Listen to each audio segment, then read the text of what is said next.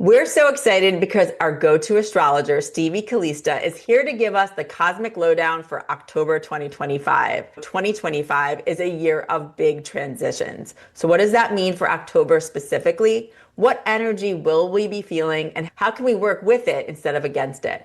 Stevie's here to guide us through it all, from the new and full moons to any retrogrades and those deeper energetic themes we can feel but can't always explain. Whether you're an astrology lover or just astrology curious, you're going to want to lean in. This month has some serious transformational vibes. Hi, Stevie. Hi, thanks for having me. Thanks for being here. It's one of my favorite times. Each month, I get to break down what is going on and what we can expect from an astrological perspective. Yeah, so helpful, right? As being a guide for us. It really is. So let's talk about the overall energy we can expect for October.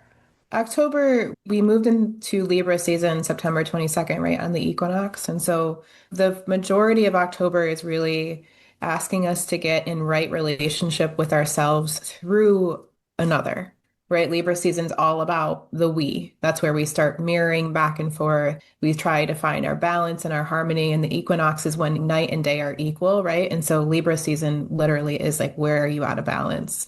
So a lot of October is going to ask us to understand ourselves through the lens of another. But the biggest piece of October, I would say, is that most of the month we're in the lunar cycle of the eclipse that was on the 21st of September. So we're in eclipse energy for the whole lunar cycle, even though the full moon is not an eclipse.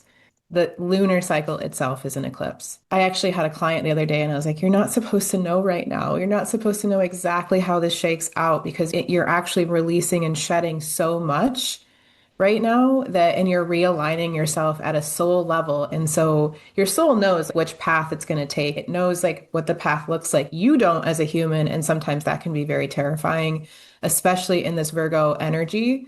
We're in Libra season, but the eclipse was in Virgo, right? So we're letting go of control. We were being told that you don't have to have it all figured out. Your soul has this figured out. Even if it doesn't Wow. feel like it right now, this is where we need to trust and surrender into that, like the Pisces side of things. So we're very much in that energy, at least for the first half of the month. That is such a good reminder. And I know for myself and so many people that I've been talking to, that piece of letting go of control is so important. I think we can see that within our collective too.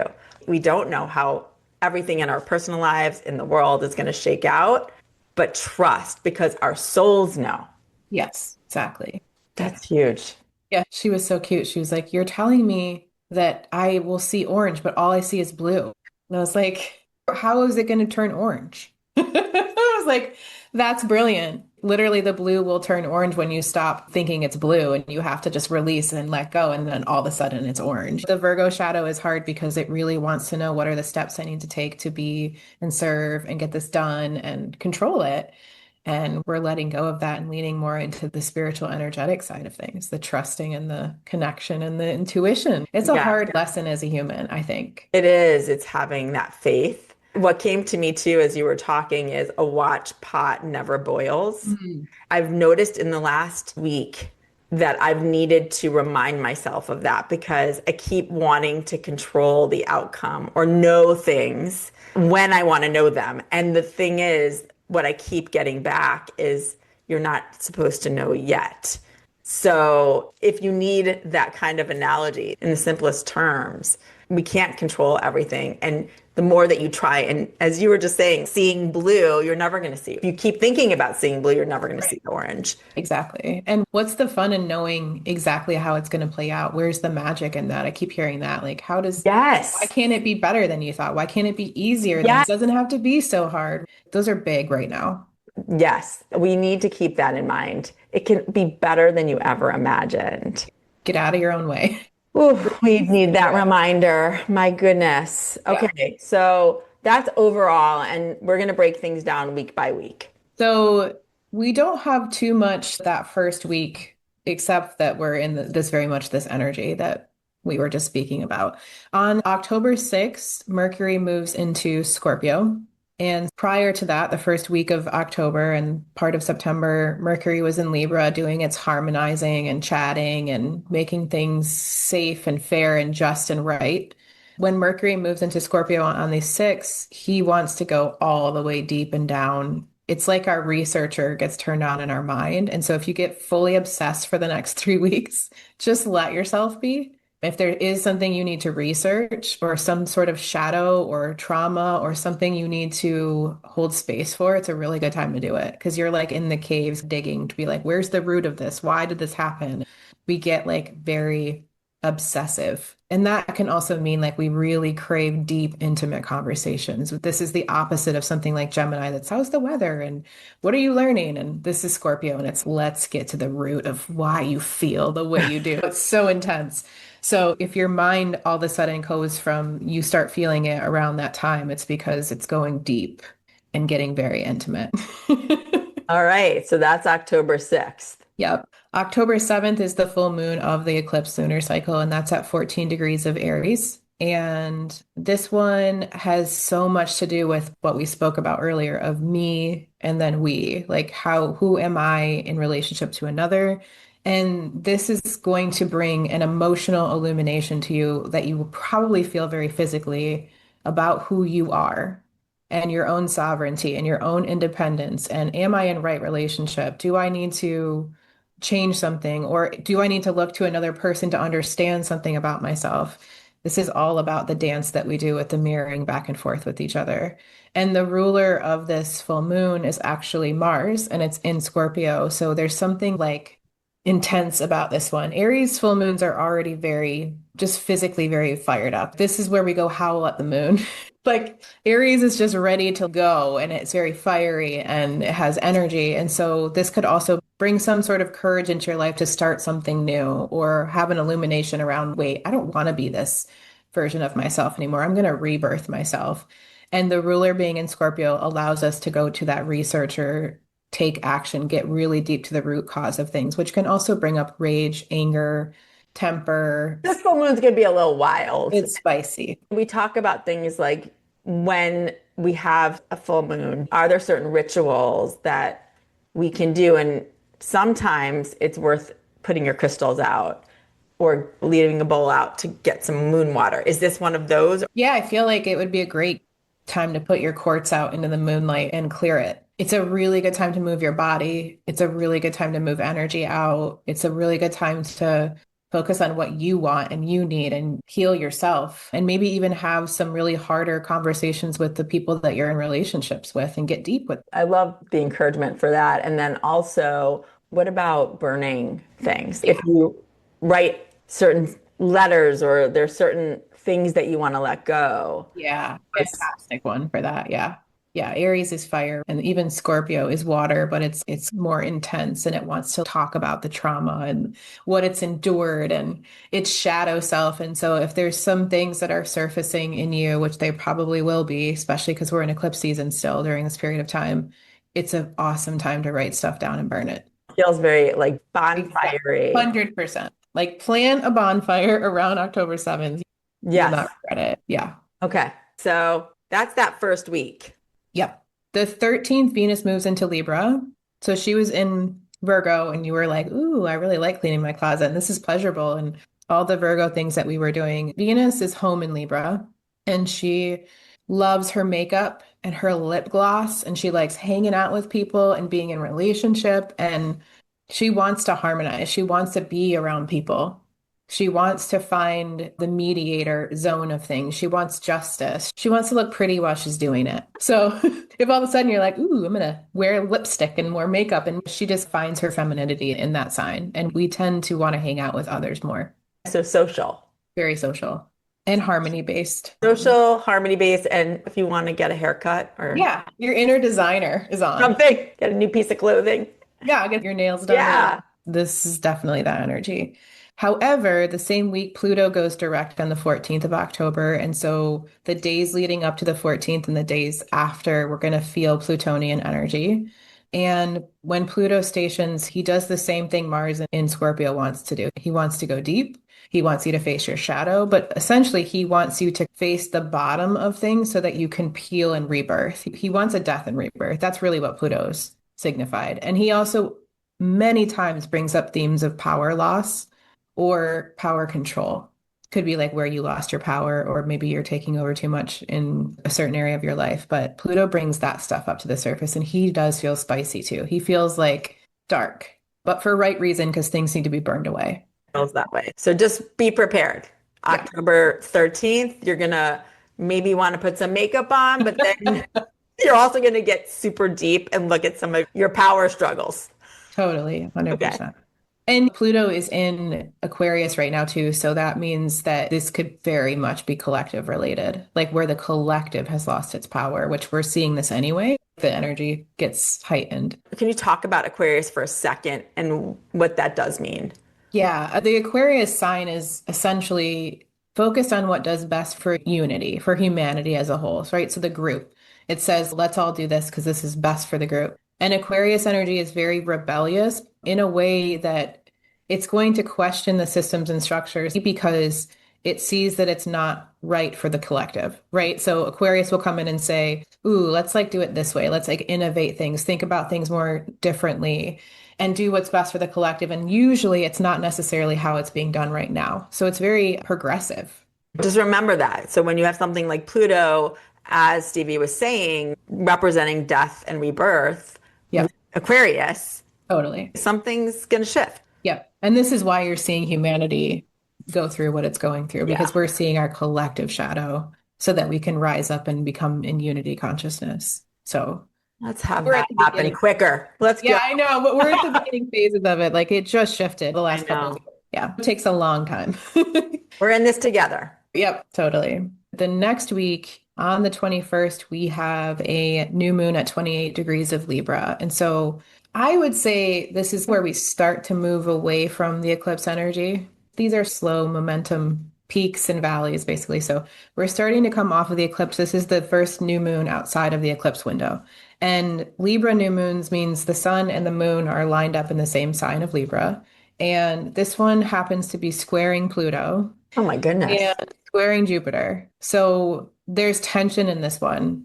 New moons are a time for like plant new seeds, plant new intentions. And so this is a really good one to plant intentions around your relationships, like however that looks, calling them in, letting them go, being more in right relationship, or setting intentions around like what needs more balance, what needs more harmony in your life. If you feel like you're working too much and you're not spending time at home, or think about things in terms of balance. The squares to Pluto and Aquarius and Jupiter in Cancer could bring up a lot of collective tension, but it's a new moon, right? It's not a full moon. So there's still something quiet about it that will stir throughout this whole lunar cycle. And lunar cycles start with the new moon, and that energy carries for 28 days.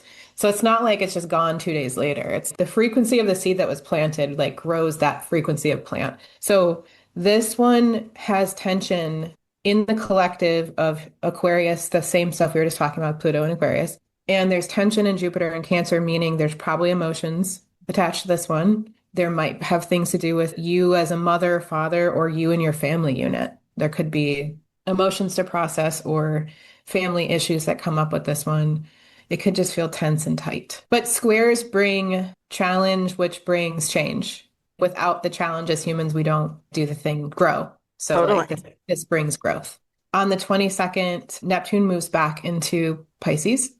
Okay. So he's been Oh, in Aries and all the planets. yes. Oh, this is a big deal, everybody. Yes, Isn't he finishing something up? he's finishing. Yeah, a lot of the planets that moved into new signs in the spring and summer this year, which we felt all that new energy, they're going back into their old signs. And so Neptune being in Aries has really asked us to rebirth ourselves, get right with our energy. And he's brought some things that may have been confusing to the front or the spotlight. When he moves back into Pisces, he's got some stuff to do. So he'll move back into Aries next year, but there's unfinished business. Fall and winter are unfinished business astrologically. There's things that we have to go back and sweep out from under the rug. And so when he's in Pisces, it's very energetic, it's very spiritual. It has a lot to do with spending time in solitude, connecting with your intuition and your energy body. So he goes there on the Okay. 22nd. He'll be there for a hot minute. Woo, it's a deep month. My goodness. A lot of water, a lot of depth. Yes, exactly. And that Piscean energy for those listening or watching, that's really emotional. Yes, very emotional and sometimes confusing. If it feels like, where did my motivation go? I don't know what's happening. I'm like listening to you being like, no, okay. Why do we have to get so uncomfortable? I I know, know. as you said, that's all growth. Yeah. And I'd rather know that when Yeah. it starts to happen, there's purpose. However, ugh. Okay, let's keep Totally. going. Totally. Let's finish October. Yeah, I feel like in Pisces, though, there's things from past lifetimes. There's your intuition. There's all these things that, like, wait, where'd my motivation go? But it's like a nesty, cocoony energy. So you want to lean into that. And here in the Northern Hemisphere, at least we're coming into a time that's I beneficial. was just going to say that, At least it's not summer. which I welcome. Like we were talking before we got on about organizing and so forth, which we both have been saying there's a lot of that. And I know my challenge has been that it's so nice out. Yeah. In Chicago, it's actually been really nice out. Yeah. And it's really hard to stay in and want to do these things. But Oh, to the point of what we're talking about in October and going into November, while we're needing to go through these cocooning times, that'll be easier. it'll be easier. And the energy will make you want to anyway. Once we are in it, you'll be like, okay, solitude. Yeah. On the 23rd is when the sun moves into Scorpio and we start Scorpio season. So this is like real spooky season. When the sun is in Scorpio, it's all those things we were talking about with Mars, where you get obsessive, you want intimacy. You know what's so funny? Every Scorpio season, I almost get so connected to my darkness, so connected to my shadow. Like I'm fully inviting her to have a seat at the table. Not like a really evil version of me, but there's a part of us that's like this. It's why it's witchy season. It's why we have Samhain. It's why we celebrate Halloween. It's like we're inviting our inner darkness to like, hey, Actually, we want to talk about that more within Seeking Center. So I have a feeling we'll have you back on with others to talk about that because it's actually really important to honor that part of you. yeah, we're 50-50, We right? are. When we talk about shadow and Yeah. darkness, it is that depth that we don't allow to come to light that is a Yeah, part of who we are. 100%. Doesn't mean bad. I think that's the thing I want people to understand. Dark does Oh, not. no. And I think shadow, that word gets confusing for people because It does. It does. And when we talk about the times that are challenging that help us grow, so much of the shadow many times comes from childhood experiences that were right. traumatic or that felt slight but actually had this huge impact on you and you just never go back and look at it. So it's making the time to shine light on those parts of Exactly. yourself that need some healing. Yep, exactly. And that's what that season will invite us into is a darker, deeper, more emotional, more watery. And if you think about Scorpio, it's water, but it's like the lake. Like Pisces is the great deep ocean that's always moving, and Scorpio is the still lake that like you I've it's never thought of it that way. Thank yeah, you. you go like you gotta go deep. A very good way of looking at it. Yeah, because Scorpio is a fixed sign, right? So it stands still, but there's still some place to go and it's down and in. And so it is really a good time. And some people, they feel heavier during this season. They feel more connected to the death side of things. That's because it's the invitation inward and it's like where the veil really thins. This is why the Day of the Dead celebration is that like we are in more connection with our ancestors during Scorpio season because the veil is thinner, the energy is thinner. So it is an awesome time to make an altar for your ancestors. I do it every year. And I even had a reading with Lisa Nitskin once, and she was like, your grandma is so happy for your altar. She loves that altar. So, I like, they love see that. it. Yeah, they Yes. honor it. It's a good time to honor where you came from and even the traumas that have been passed down and how you're breaking these patterns throughout your life. It does get very deep. Yeah, and we're going to talk more about that within Seeking Center and within our community as well. And I would say the more that you get comfortable with it and the more that you do some digging, the more you're going to know about yourself and why you're here and where you're going. And you're going to feel so supported. It becomes less scary, I would say. Yeah, and you get to pull pieces and parts of you back to yourself so you become more whole through that process. Yeah. So the other thing that I have is on the 29th, Mercury goes into Sagittarius, which this helps this like intensive Scorpio season. When Mercury moves into Sagittarius, things become lighter and more funny and more invited into story and the bigger picture. So when Mercury is in Virgo, it's like the Excel spreadsheet. When Mercury goes into Sag, it's in this like bird's eye view and it really wants to know but why and where and how.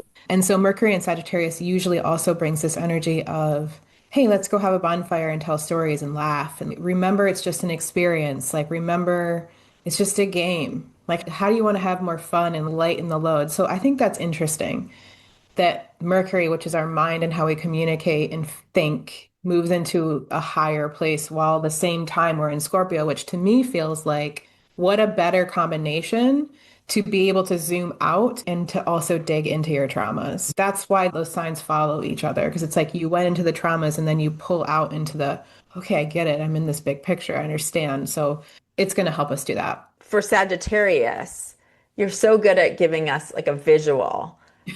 How do you explain Sagittarius in itself?